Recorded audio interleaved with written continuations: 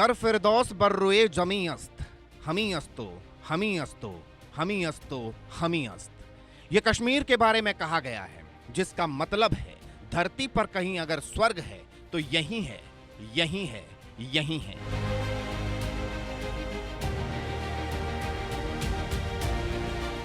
लेकिन धरती के इस स्वर्ग को नजर लग गई थी। आतंकवाद ने यहां पैर पसार रखे थे। युवाओं के हाथ में किताबें नहीं, पत्थर थे, बंदूकें थीं। पर्यटकों ने इन हसीन वादियों से मुंह फेर लिया था, जिससे लोगों के रोजगार भी छिनने लगे थे।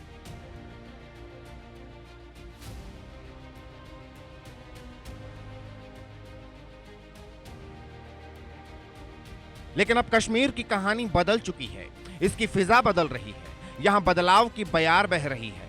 हवा में विकास की महक है। इसके पीछे है मोदी सरकार और उसका एक बड़ा फैसला।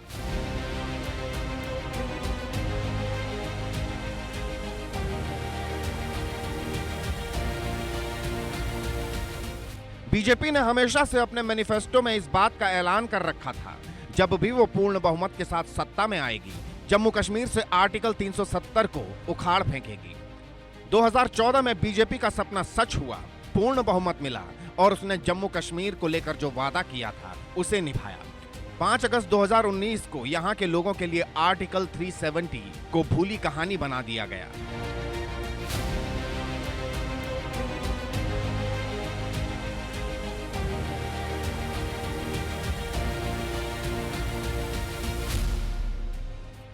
मोदी सरकार के इस फैसले से पाकिस्तान तिलमिला उठा। उसके पेट में मरोड़ पड़ गई।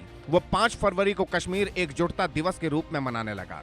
कश्मीर को लेकर झूठ बोलने लगा, दुनिया को बरगलाने लगा, प्रोपेगेंडा चलाने लगा। इसका सबूत ये तस्वीर है। पाकिस्तान ने कश्मीर एकजुटता दिवस के मौके पर अपने देश में छुट्टी का ऐलान कर रखा है।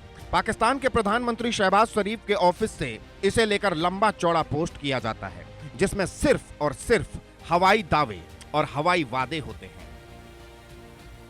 इंडिया न्यूज आज आपको बताएगा कश्मीर का सच क्या है, कश्मीर कैसे बदल रहा है, यहां का युवा कैसे आज मुख्य धारा से जुड़ रहा है, कैसे 370 के हटने के बाद यह मुमकिन हो सका है।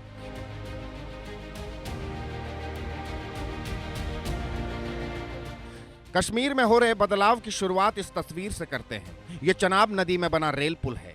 जम्मू कश्मीर में रामबन जिले के संगलदान और रियासी के बीच चनाब नदी पर बना यह पुल दुनिया का सबसे ऊंचा रेलवे ब्रिज है। नदी से इसकी ऊंचाई 359 मीटर है, जो एफिल टावर से भी ज्यादा है। इस पुल पर वंदे भारत ट्रेन का सफल ट्रायल रन हो चुका है। 2014 से पहले तक यह सिर्फ और सिर्फ कल्पना थी, जिसे मोदी सरकार ने हकीकत की शक्ल दी।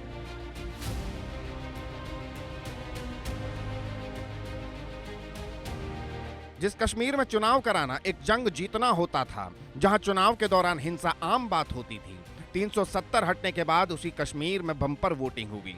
2024 के लोकसभा चुनाव में जम्मू कश्मीर में 35 साल का उच्चतम 58.46% मतदान हुआ। वहीं 2024 विधानसभा चुनाव में 63.88% वोटिंग हुई। ये पाकिस्तान को तमाचा था। उसे संदेश था, कश्मीर का आम इंसान बदलाव चाहता है, ना कि आतंकवाद। वो अब पाकिस्तान के बहकावे में नहीं आने वाले।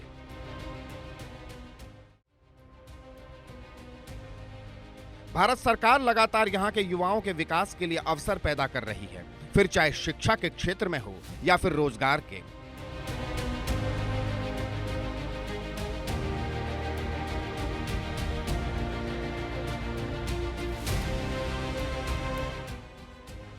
सरकार के बजट 2025-26 में जम्मू कश्मीर के विकास के लिए 41,000 करोड़ रुपए की मंजूरी दी। प्रधानमंत्री विकास पैकेज 2015 और प्रधानमंत्री पुनर्निर्माण योजना 2008 के अंतर्गत स्वीकृत 6,000 सरकारी नौकरियों में से 5,724 पर लोगों को नियुक्ति की जा चुकी है। बेरोजगार युवाओं को स्वरोजगार योजनाओं के तहत वित्तीय सहायता प्राप्त करने की भी सुविधा दी जा रही है। सरकार की इन पहल का जमीन पर क्या असर हो रहा है, अब जरा ये जान लीजिए।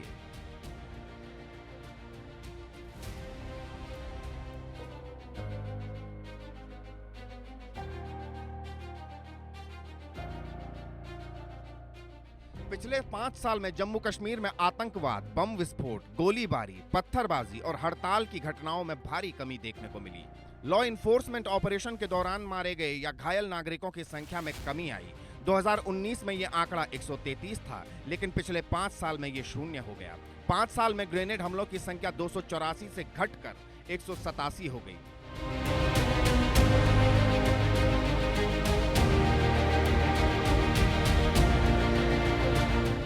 साल 2024 में 15 जुलाई तक पथराव की एक भी घटना नहीं हुई। 2023 में भी ये आंकड़ा शून्य था, जबकि 2018 में पत्थरबाजी की 1328 घटनाएं हुई थी। इसी तरह 15 जुलाई 2024 तक संगठित रूप से हड़ताल का एक मामला भी सामने नहीं आया। 2023 में ये आंकड़ा शून्य था। 2018 में संगठित हड़ताल के 52 मामले सामने आए थे।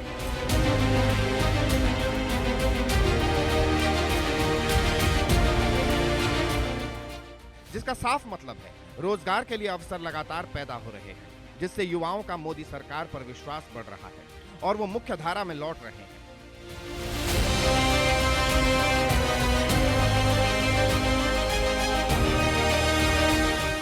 जम्मू कश्मीर में आर्टिकल 370 हटने के बाद पर्यटन में काफी तेजी देखी है।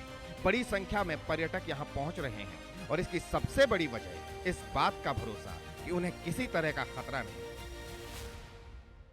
साल 2019 में 1,62,00,000 पर्यटक जम्मू कश्मीर पहुंचे थे। 2020 में 34,76,000। इस कमी की वजह कोरोना काल था।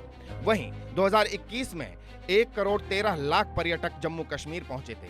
2022 में 1,89,00,000 पर्यटक कश्मीर पहुंचे। 2023 में 2,12,00,000 पर्यटक कश्मीर पहुंचे और 2024 में 2,35,00,000 पर्यटक जम्मू कश्मीर पहुंचे थे। ज्यादा पर्यटक मतलब ज्यादा आमदनी, ज्यादा रोजगार, ज्यादा विकास। जम्मू कश्मीर की सबसे बड़ी परेशानी पड़ोसी देश पाकिस्तान से आ रहा आतंकवाद था। पाकिस्तान नहीं चाहता था कश्मीर का युवा पढ़े, लिखे, काम धंधा करे, सरकार पर विश्वास करे। युवाओं को भड़काया जाता था, आतंक की राह पर धकेला जाता था। इसलिए मोदी सरकार ने जम्मू कश्मीर से आतंक का नामो निशान मिटाने का प्रण लिया। आतंकियों को जहन्नुम पहुंचाना शुरू किया।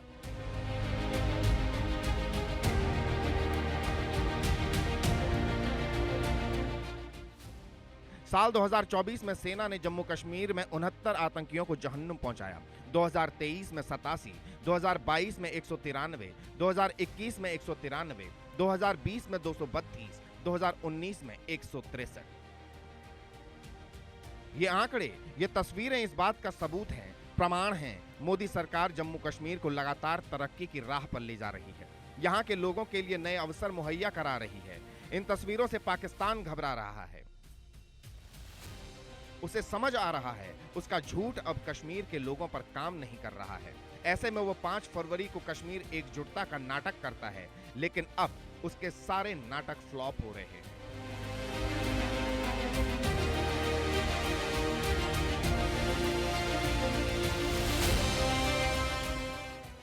पाकिस्तान एक ऐसा मुल्क है जो झूठ और फरेब पर टिका है। यहाँ महंगाई का बोलबाला है, लोगों के पास रोजगार नहीं है। आम रोजमर्रा की चीजों के लिए पाकिस्तान की आवाम को एक जंग लड़नी पड़ती है, लेकिन इस देश के हुक्मरानों को, इस देश की आर्मी को, इस देश की खुफिया एजेंसी ISI को इससे कोई फर्क नहीं पड़ता, क्योंकि ये तो केवल अपनी जेबें भरने और कश्मीर में झूठ फैलाने में लगे हैं, जिसका सबसे बड़ा सबूत ये तस्वीर है।